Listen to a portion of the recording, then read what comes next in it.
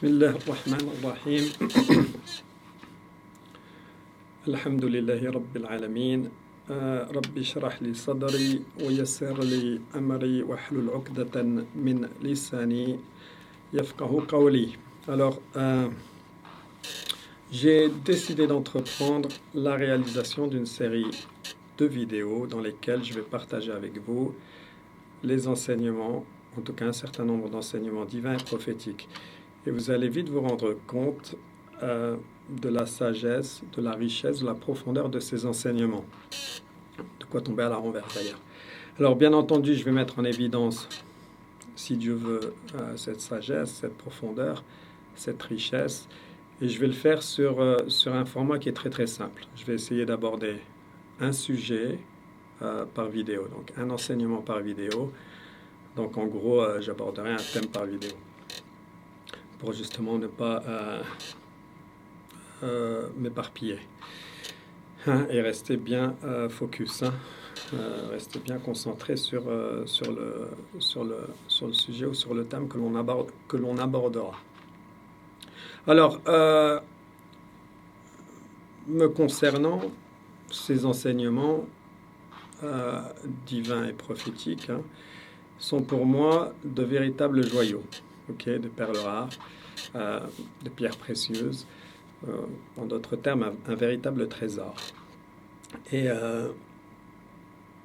c'est là qu'on se rend compte, si vous voulez, quand on étudie le Coran, ou quand on lit le Coran, c'est là qu'on se rend compte que c'est divin en fait. Et par ailleurs, ce qui concerne les hadiths, là aussi on se rend compte que ça ne peut sortir que de la bouche d'un prophète, tant l'enseignement est précieux et tant l'enseignement est riche. Alors, en considérant ce que je viens de dire, nous musulmans donc avons toutes les raisons du monde de choisir l'islam comme religion. Plus belle religion du monde, à n'en point douter. Pas surprenant non plus donc que nous musulmans décidions de vivre nos vies respectives conformément à l'islam.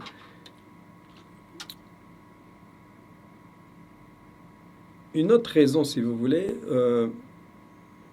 au-delà de mettre en évidence, comme je viens de le dire, la richesse de ces enseignements, c'est aussi l'intérêt consiste aussi à ce que chacun puisse se servir de ces enseignements. Et donc, quand je dis se servir de ces enseignements, c'est comprendre ces enseignements et se les appliquer, donc se réformer et quelque part essayer de, s'il en est question bien sûr, essayer de aspirer, si vous voulez, à une certaine transformation, à une transformation de soi. Donc on aspire au meilleur de soi en quelque sorte, en appliquant bien entendu ces enseignements, en prenant ces enseignements très très au sérieux. Et donc c'est le but quelque part, le but d'en parler, de partager ces enseignements, c'est particulièrement dans ce but-là. En dehors, bien entendu, comme je l'ai dit, de les mettre en évidence. Alors voilà, ça c'est pour l'introduction.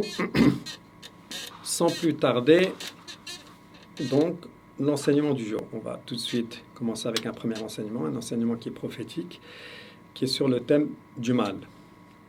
Alors, il est rapporté par Muslim, d'après Saïd al-Khudri, et d'ailleurs c'est un enseignement prophétique, c'est un hadith qui est très connu. Le prophète, que la paix soit sur lui, a dit « Man ra'a minkum munkar falyughayyirhu biyadihi fa in lam yastati' fa bilisanihi fa in lam yastati' fa biqalbihi wa dhalika ad'afu al-iman » Donc le prophète, je vais vous donner la traduction que l'on a dans les livres.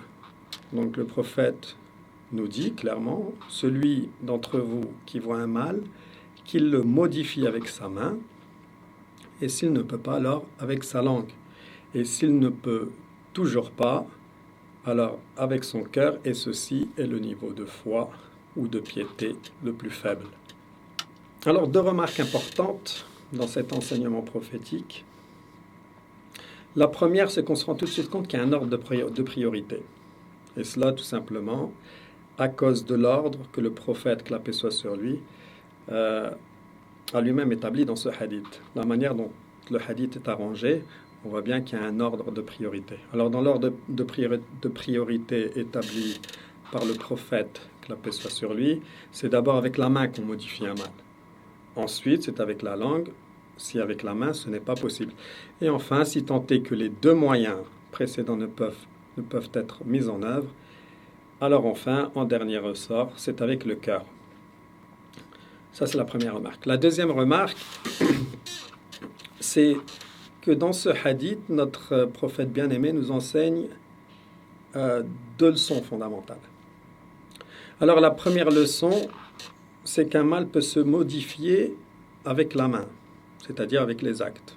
Ça, c'est la première leçon que l'on apprend quand on lit ce hadith. Le mal peut se modifier donc avec les mains, avec la main, donc avec les actes, ou avec la langue, c'est-à-dire avec la parole. Remarque au passage d'ailleurs, le contraire est tout aussi vrai. Un mal peut se causer avec la main ou avec la langue.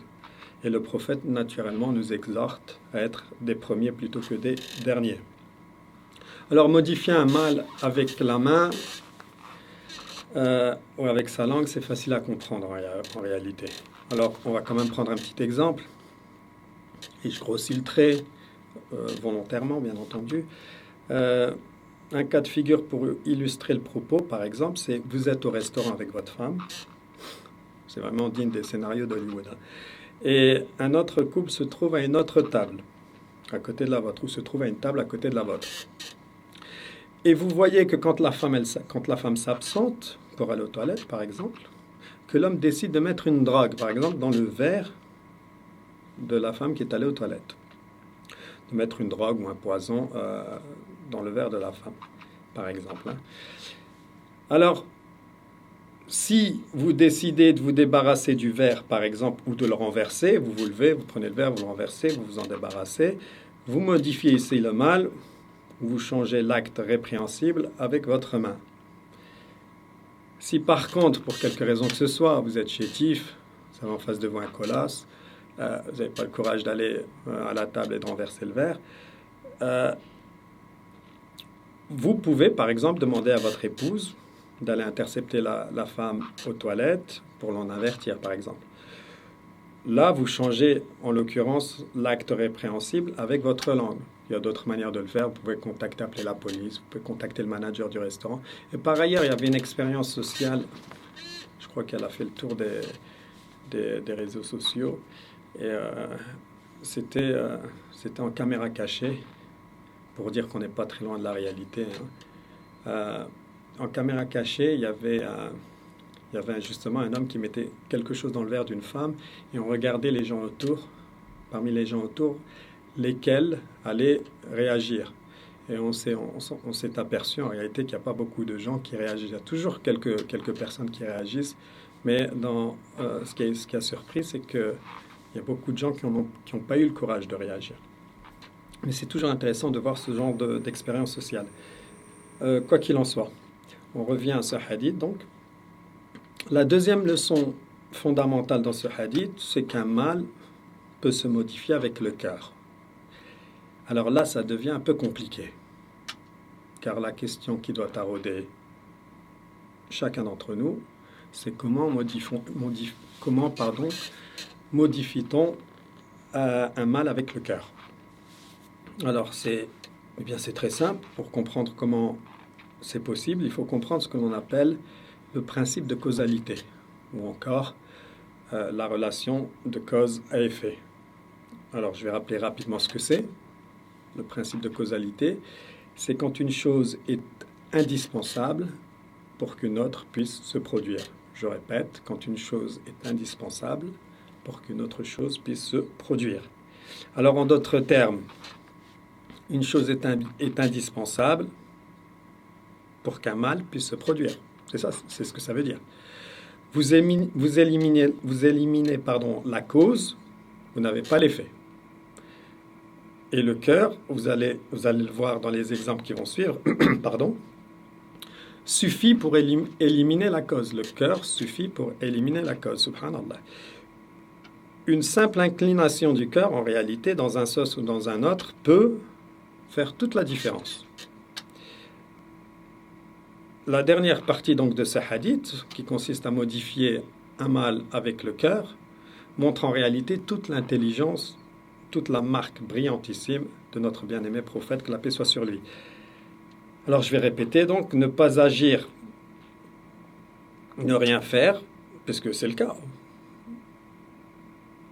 C'est-à-dire avoir juste le cœur agité pour ne pas prendre part à un mal, eh bien dans bien des cas en réalité, peut empêcher ou modifier un mal. Encore une fois, je vais le répéter parce qu'elle est là la nuance. Avoir le cœur agité pour ne pas prendre part à un mal, dans bien des cas, peut empêcher ou modifier un mal. Alors pour beaucoup d'entre nous, subhanallah, c'est peut-être quelque chose qui nous a échappé. Et c'est là encore une fois toute la profondeur de cet enseignement prophétique, de quoi vraiment tomber à la renverse. Voyons maintenant comment ça se traduit dans les faits, tout ça. Comment on peut modifier concrètement un mal avec le cœur. À défaut de le faire, bien entendu, comme le dit l'encourage le hadith, à défaut de le faire avec la main ou la langue. Alors prenons l'exemple de l'intérêt, ou l'usure. On prendra aussi l'exemple, si vous voulez, du trafic de drogue. Et on prendra enfin un dernier exemple, l'exemple du vol. Bien sûr, le principe de causalité, toujours, la relation de cause à effet. Si vous n'avez pas d'emprunteur avec intérêt, vous n'avez pas de prêteur avec intérêt. C'est de la logique. Si je ne suis pas emprunteur avec intérêt, celui qui prête avec intérêt, les banques ou autres, puisqu'elles n'ont pas l'emprunteur pour intérêt, l'emprunteur qui emprunte avec intérêt, du coup, prêter de l'argent avec intérêt, ça n'a rien.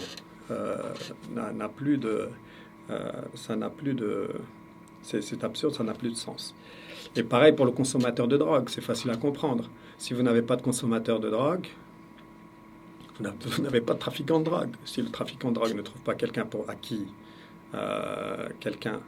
si ce trafiquant de drogue ne peut pas vendre sa drogue, quel intérêt de vendre de la drogue?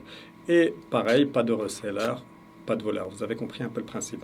Donc dans le cas de figure ici, dans tous les cas de figure, ici, vous voyez bien qu'une chose est indispensable pour qu'une autre puisse se produire. On va élaborer un peu plus en profondeur, c'est important de le faire, dans les 3 cas de figure. Et vous allez très vite mieux comprendre.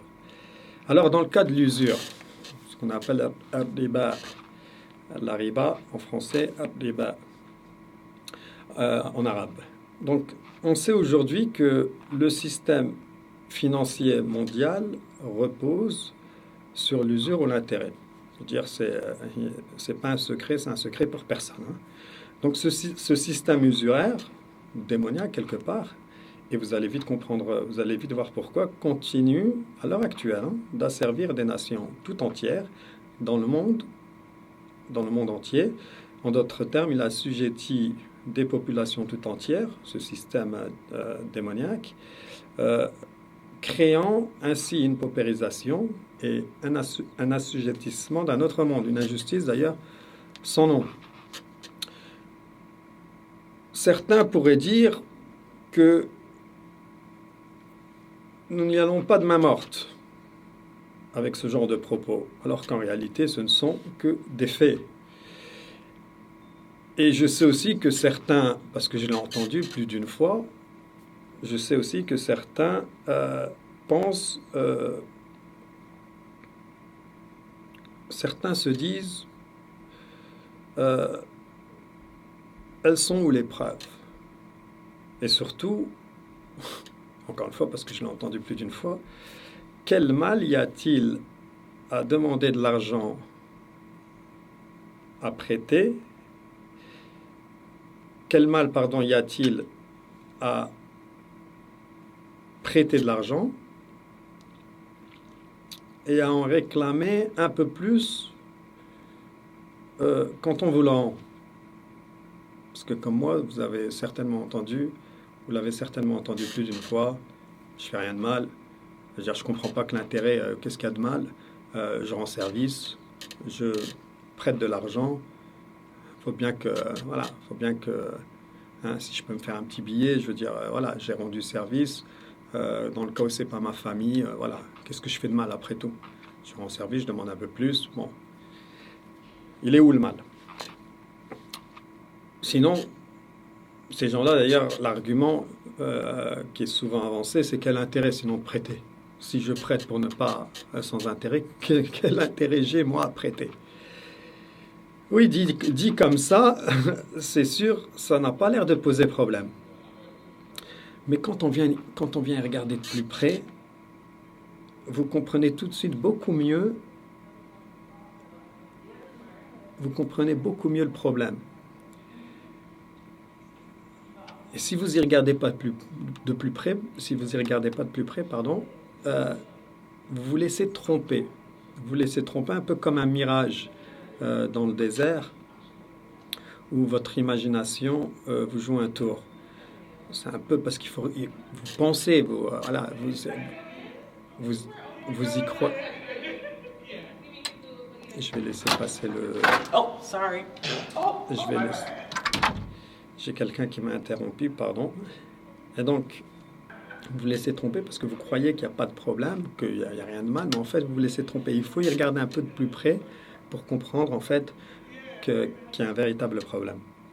Et je vous dis, c'est un peu comme le mirage. Quel exemple je peux donner où on se laisse tromper? Je ne sais pas si vous avez entendu le vase de Rubin. Le vase de Rubin, je mettrai peut-être une image à l'écran. Si vous regardez de plus près, en fait, c'est deux visages. Un autre exemple dans la nature aussi, c'est que comment on peut se laisser des exemples pour vous dire que on peut facilement se laisser tromper quand on n'y regarde pas de plus près. C'est ce qu'on appelle le phasme. C'est un insecte qui ressemble à une tige de bois. Et quand vous le voyez sur un arbre ou sur une tige de bois, puisqu'il ressemble à la tige de bois, vous pensez qu'il est partie intégrante de l'arbre ou de la tige des branches de l'arbre. Et vous ne vous rendez pas compte qu'en fait c'est un insecte. Parfois certaines personnes touchent même ces personnes sont surprises. Elles enlèvent la main. Oh my God.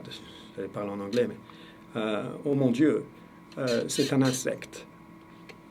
Donc un peu de la même manière, pour comprendre l'intérêt, encore une fois, hein, il faut y regarder de plus près. Alors on va tout de suite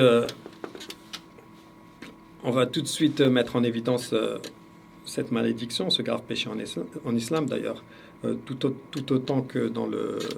faut le savoir, ça, l'intérêt, c'est l'usure, et est une pratique qui est interdite dans le judaïsme et dans la chrétienté, donc c'est pas juste l'islam. Et pour comprendre pourquoi, c'est parce que, encore une fois, j'insiste, parce que dans la communauté musulmane, il y a beaucoup de gens qui ne se rendent pas compte, qui ne savent pas expliquer pourquoi l'intérêt est interdit en islam. Ils savent que c'est interdit, mais ils ne savent pas expliquer pourquoi. Je le sais, j'ai discuté avec pas mal de gens autour de moi, des frères et des sœurs, et quand je pose la question, je me rends compte qu'en fait, il y a beaucoup de gens qui ne comprennent pas du tout cette histoire d'intérêt. Alors, pour l'expliquer clairement et rapidement, il y a un principe de base.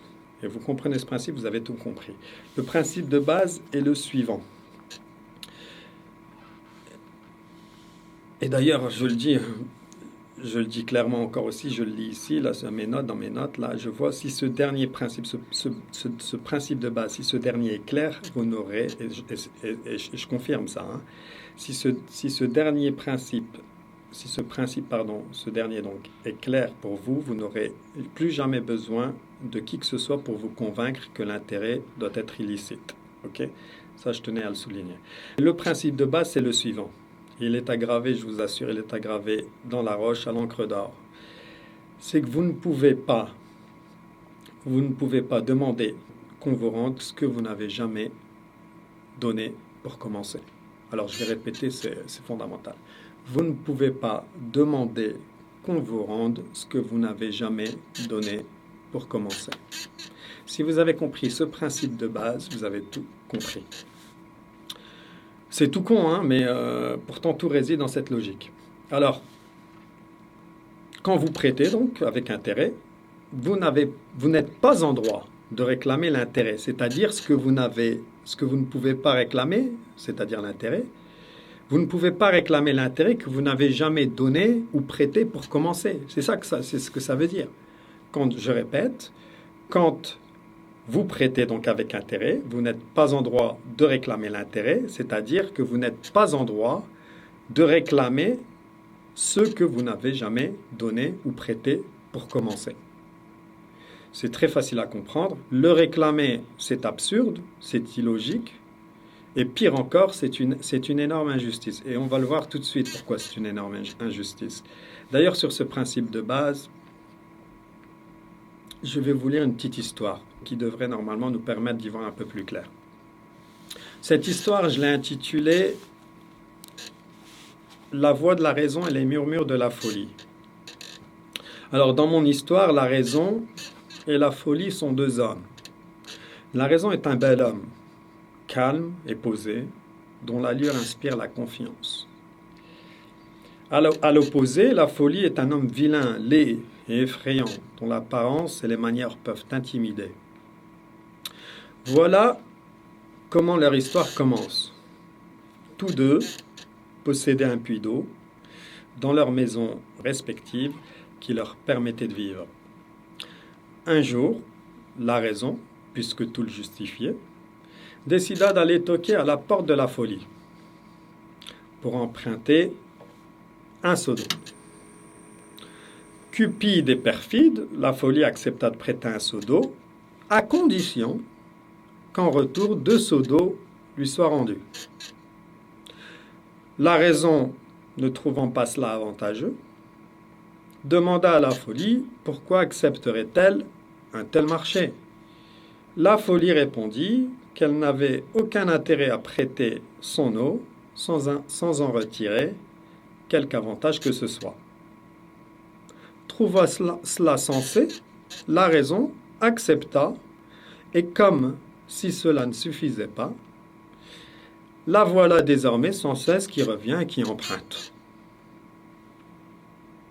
Et comme l'appétit vient en mangeant, la voici, la folie, elle, qui prête plus vite et davantage, à tel point qu'elle s'empara de l'eau tout entière de la raison, qui n'en avait plus pour vivre et qui mourut. La folie, quant à elle, d'eau jamais elle n'en manqua, puisque son puits en contenait le double, sinon suffisamment pour vivre plus de vie qu'elle n'en eût jamais été capable de vivre. La morale de cette histoire, ou de l'histoire, se résume en ces quelques vers. Ô homme de raison, jamais grand ou petit prêt, n'est affaire de commerce si de toi s'emparait, la folie d'y attacher, composée au simple intérêt. Le prêteur, lui, s'est enrichi et a dépossédé, l'emprunteur qui, lui, a fini nu et de dettes enterrées. Alors, comme dans cette histoire, vous le voyez, si vous prêtez un seau d'eau à quelqu'un et vous en réclamez 2 en retour, eh bien la personne à qui vous prêtez va finir par vider ou épuiser son bassin, et vous allez finir par remplir le vôtre ou vous accaparer de l'eau tout entière de l'autre bassin. Donc dans la vie de tous les jours, vous l'avez compris, l'eau, c'est l'argent en circulation sur le marché. Le personnage de la raison représente les emprunteurs, et enfin le personnage de la folie représente les prêteurs avec intérêt. Alors dans les faits, ça se traduit comment tout cela? Tout ce que je viens de vous dire. Eh bien, le prêt avec intérêt par les banques implique que l'argent tout entier en circulation sur le marché va finir petit à petit entre les mains de la banque. Ce qui implique d'abord, avant que ce soit le cas, qu'il va devenir de plus en plus scarce sur le marché. Scarce, c'est une terminologie macroéconomique qui veut dire rare.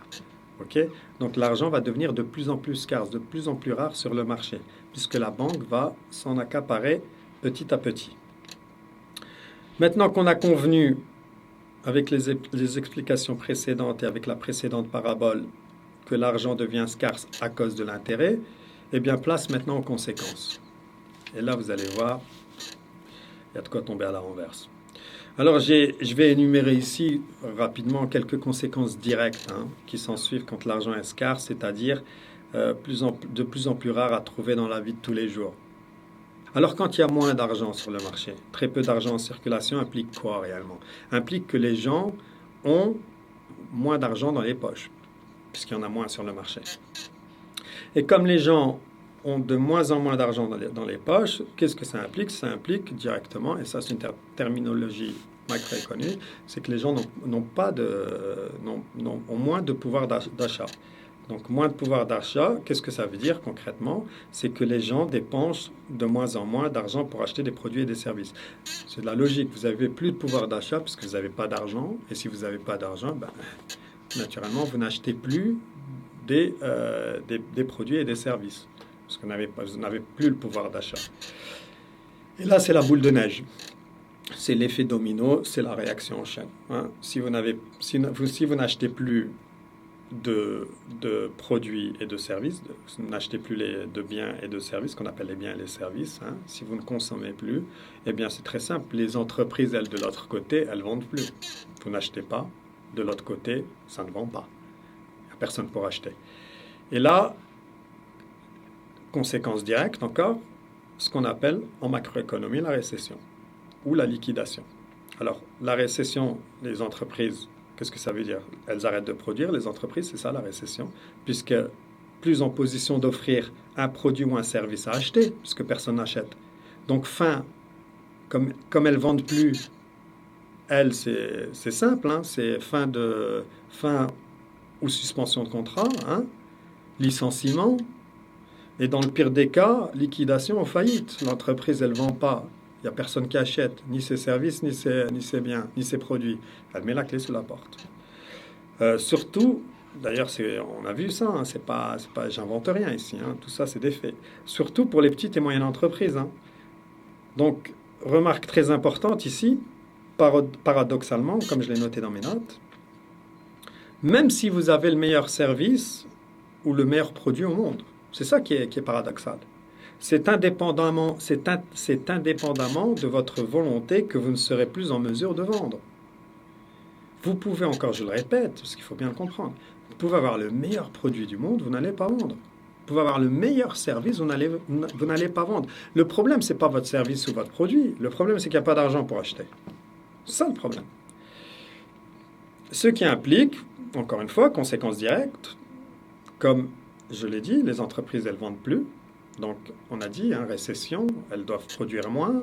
Et donc, si elles produisent moins, ou dans certains cas, c'est liquidation, elles doivent mettre la clé sous la porte. Ce qui implique qu'il y a moins de travail, puisqu'il y a plusieurs entreprises qui commencent à fermer, à mettre la clé sous la porte, il y a moins de travail sur le marché. Donc, moins de travail, qu'est-ce que ça veut dire?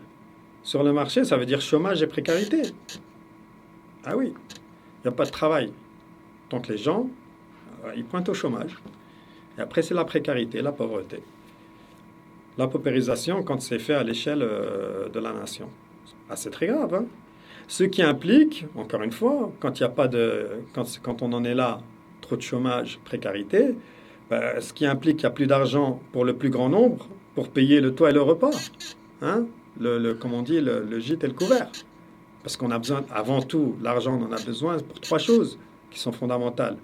Donc, le gîte et le couvert, qui sont des besoins essentiels. Et aussi, on en a besoin quand on a des problèmes de santé, si on tombe malade.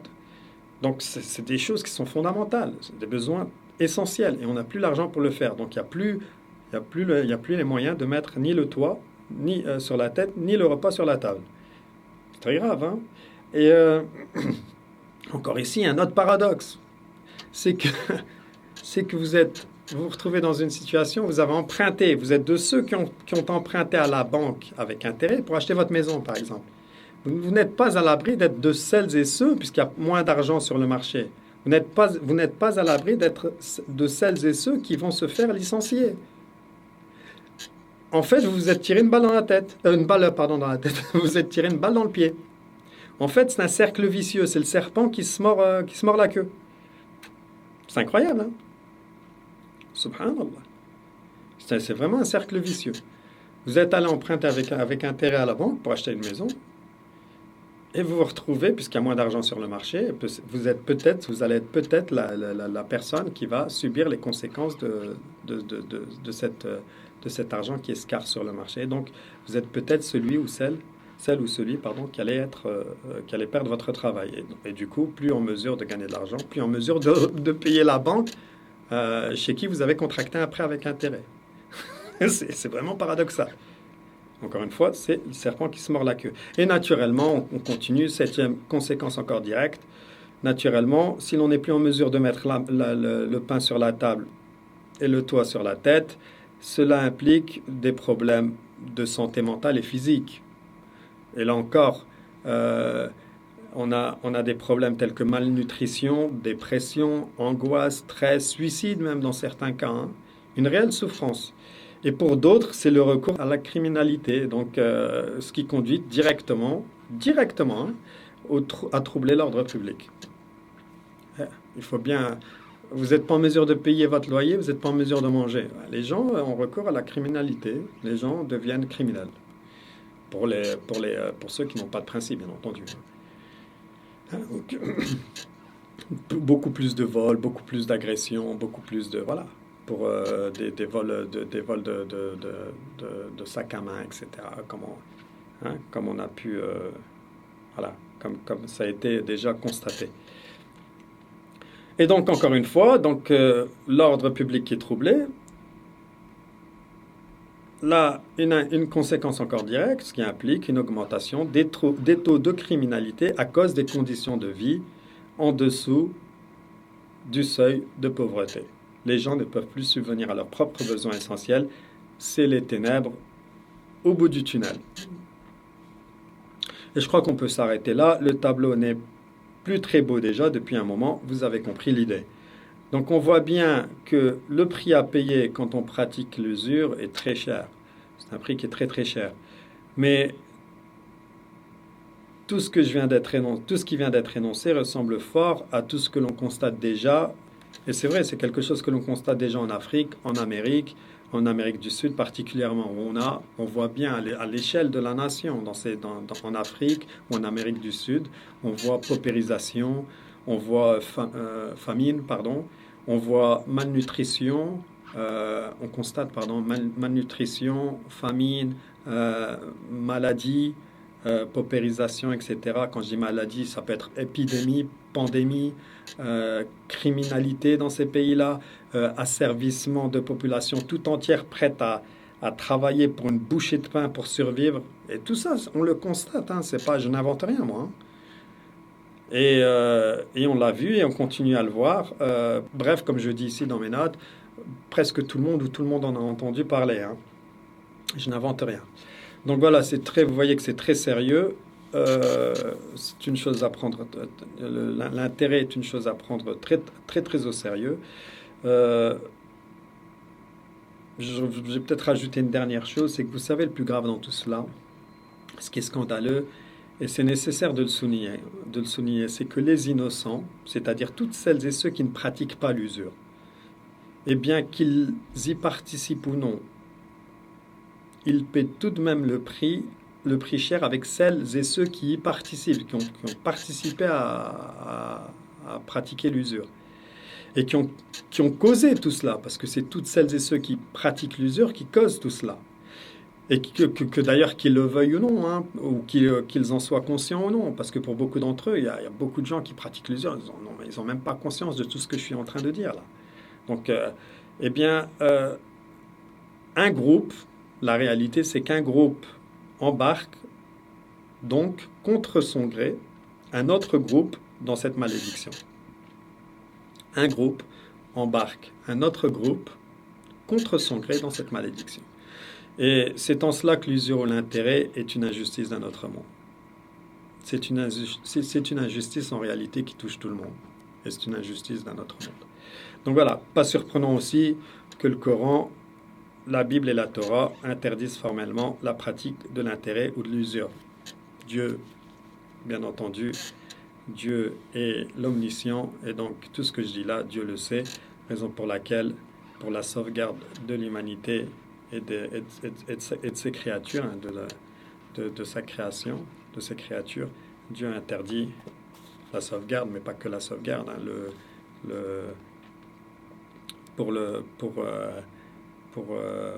si vous voulez parer aux injustices et parer à cette injustice d'un autre monde, ben Dieu a interdit l'usure. Et les hadiths nous concernant, nous musulmans, sont très explicites. Hein. Les hadiths sont nombreux, avec des comparaisons. J'ai vu, moi, dans les hadiths que j'ai pu lire, des comparaisons très explicites, très dissuasives, tant le sujet est gravissime. Alors, maintenant qu'on a dit ça, comment modifier ce mal? Bien, c'est sur le principe de causalité, comme je l'ai expliqué il y a quelques instants. S'il n'y a pas d'emprunteur avec intérêt, hein, eh bien, il n'y a pas de prêteur avec intérêt. Si vous n'avez pas d'emprunteur avec intérêt, vous n'avez pas de banquier, vous n'avez pas de... Voilà, il n'y a personne pour... il y a personne qui va... Il y a personne qui va...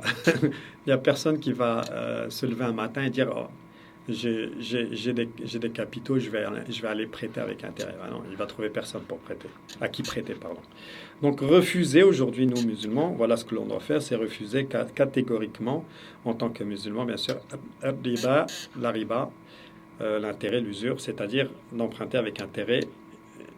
C'est de fait, en fait, pour nous, voilà, c'est barrer le chemin concrètement à la pratique de l'usure. En refusant d'y participer, en refusant clairement de pratiquer l'usure. Donc les musulmans, je tiens à le dire, sont quand même 2 milliards, d'après pas loin des 2 milliards. C'est la deuxième plus grande religion du monde. On passe de devenir la première religion du monde dans une vingtaine d'années, dit-on à peine. Donc dites-moi pas qu'on n'est pas capable de changer quoi que ce soit, parce que je l'ai souvent entendu ça. Hein, pour les plus fatalistes d'entre nous, les plus... Hein, pour les plus obscurantistes, les plus pessimistes d'entre nous. On l'a souvent entendu ça, mais on peut rien faire. Mais c'est pas parce que tu vas pas pratiquer toi l'usure que tu vas changer quoi que ce soit. Non, on est, comme je viens de dire, 2 milliards de musulmans, et je peux vous assurer que si 2 milliards de musulmans décident de ne plus emprunter avec intérêt, dites-moi pas que cela ne causerait pas un bouleversement dans quelques systèmes financiers usuraires que ce soit. Moi, personnellement, je refuse de le croire. Ok? Ça, c'est mon point de vue. Donc voilà pour le premier exemple. C'était long, mais il fallait pour moi, c'est important que je clarifie le propos. Donc voilà, j'ai pris mon temps. Mais je voulais clarifier cette question de l'usure. Alors, si on prend maintenant notre deuxième exemple, celui du dealer de drogue et de l'acheteur, c'est-à-dire du consommateur de drogue, eh bien, toujours sur le principe de causalité, si vous n'avez pas de consommateur de drogue, vous n'avez pas de trafiquant de drogue. Là, encore une fois, c'est facile à comprendre. Donc, si vous avez un dealer en bas de chez vous, hein, et que personne ne lui achète, je peux vous assurer qu'il va décamper. Ça, c'est la vérité. Il prend la poudre d'escampette. Hein. Parce qu'encore une fois, c'est une affaire de... Voilà, à la fin du compte, c'est une affaire commerciale qu'il est en train de faire tourner. Donc, comme toute affaire commerciale, à la fin de la journée, il fait son bilan, recettes, dépenses, solde. Le solde est soit positif, soit négatif, donc des recettes ou soit des bénéfices, soit des déficits. Et je peux vous assurer qu'après quelques jours de déficit, eh bien le dealer prend les voiles, hein, puisqu'il y a un manque à gagner. Le force à prendre la poudre d'escampette. Donc voilà, ça c'est clair. Donc je veux aussi rappeler, parce que ça aussi c'est peut-être important de le dire aussi, c'est que ce ne sont pas que des non-musulmans qui achètent de la drogue. Parce qu'on pourrait venir, on pourrait avancer l'argument, mais on n'est pas concerné. Nous, on est musulmans, on ne consomme pas de drogue, non. Dans notre communauté, dans les quartiers populaires, des gens, malheureusement, des musulmans, malheureusement, consomment ou vendent de la drogue. Et ça, je vous assure, ça m'arrache le cœur de le dire, mais c'est la vérité. Voilà, c'est la vérité, voilà. La vérité, c'est la vérité. Subhanallah. Autant ça me fait du mal, mais autant, voilà, il faut que je le dise.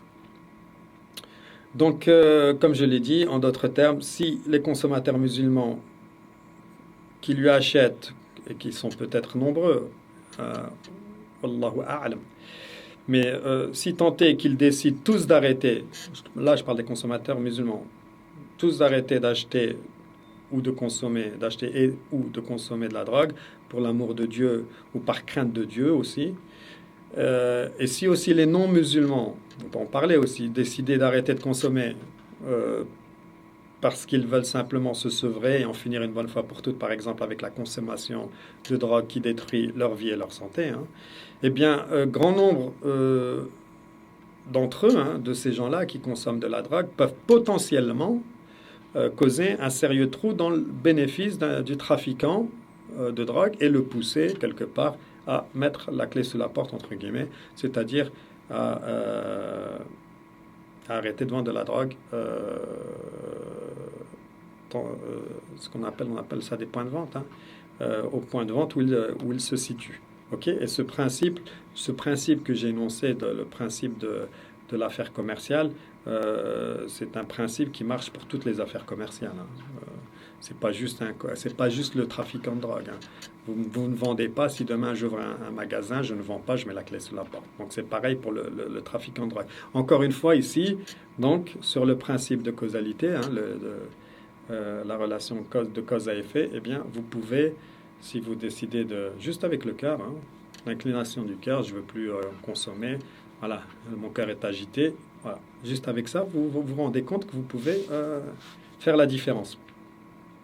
Et par ailleurs, ici, je vois dans mes notes, là, le principe du boycott fonctionne aussi de cette manière, quelque part.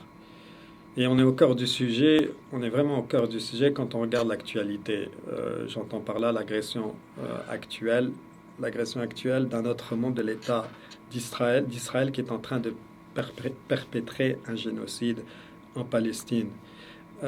Ici, boycotter, puisque beaucoup se posent la question de savoir comment leur serait-il possible de modifier le mal là-bas, parce qu'on l'entend. Moi-même, je me suis posé la question, subhanallah, on a nos frères et sœurs, hein, qui se font bombarder quotidiennement. On se pose la question, qu'est-ce qu'on peut faire pour eux réellement? Là, on n'est même plus, ça nous brise pas le cœur, on a envie de pleurer. Et donc, on se pose, beaucoup de musulmans, je ne suis pas le seul, on se pose cette question. Eh bien, le boycott est, à n'en point douter, un moyen mis à la disposition de chacun.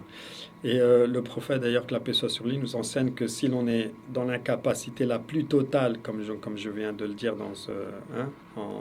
en énonçant le hadith, il nous enseigne, le prophète, que la paix soit sur lui, que si on est dans l'incapacité la plus totale, c'est-à-dire pas à même de modifier ce mal, le mal là-bas, le génocide à proprement parler avec la main ou la langue, alors tout au moins, nous musulmans devons avoir le cœur agité, comme je l'ai dit, très agité, et ne pas participer financièrement à renflouer les caisses d'entreprises dont on connaîtrait l'implication avérée dans cette entreprise terroriste qui consiste à massacrer des enfants, des femmes, des hommes et des vieillards innocents. Ça, voilà, on sait que voilà, c'est notre devoir il en va de notre devoir de ne pas renflouer ces caisses. Donc voilà, ça se traduit comment dans les faits? Tout simplement en refusant catégoriquement, parce qu'on a le cœur tellement agité, de donner le moindre sou à quelque activité commerciale que ce soit, si ces dernières soutiennent financièrement ou autrement d'ailleurs l'État criminel d'Israël. Voilà, donc en d'autres termes, nous musulmans n'hésitons pas une seconde à mettre un mal les réseaux financiers, pro-occupation, pro-apartheid, pro-colonialiste, belliciste et belligérant. Ça, on n'hésite pas du tout. Vous voyez donc ici qu'avec ce raisonnement, boycotter, ce n'est rien d'autre finalement que de modifier un mal avec le cœur. C'est ça le boycott. C'est vous modifier un mal avec le cœur. Puisque puisque vous ne faites rien du tout réellement. Vous ne faites rien du tout, sinon refusez de donner votre argent pour qu'avec on aille commettre des crimes de guerre ou des crimes contre l'humanité au bas mot. Et oui, donc plus d'argent pour soutenir, comme je l'ai écrit dans mes notes, s'il n'y a plus d'argent pour soutenir un génocide, c'est peut-être, si Dieu veut, le début de la fin de ce génocide. C'est un coup, en tout cas, qui part dans la bonne direction. Donc voilà pour la petite précision sur le boycott. Alors, toute dernière chose, hein, j'ai mentionné le génocide à Gaza, c'est encore le cas après plus d'un an. Le sujet est au jour d'aujourd'hui véritablement poignant. J'aimerais donc profiter ici et rappeler chacun d'entre nous à multiplier, quand je dis chacun d'entre nous, nous musulmans surtout,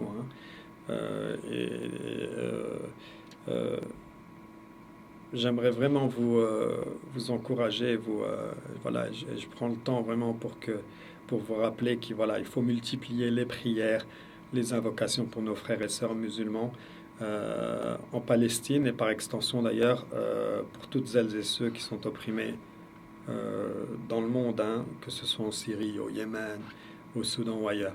Donc vraiment, puisse Allah les secourir, les protéger et bien entendu leur accorder la paix et sa bénédiction. Allahumma amin. Enfin, notre dernier exemple, hein, je vais finir sur le dernier exemple. Donc j'ai dit pas de reseller, pas de voleur. Bon, c'est facile à comprendre, hein, c'est une évidence.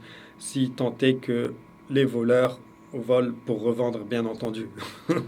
Parce que si un voleur vole pour ne pas revendre, mais s'il vole une télé juste pour la mettre chez lui, voilà, en tant que voilà, vous pouvez rien faire. Voilà, il n'y a plus la relation ici de cause à effet. Donc pas d'acheteur ici, encore une fois.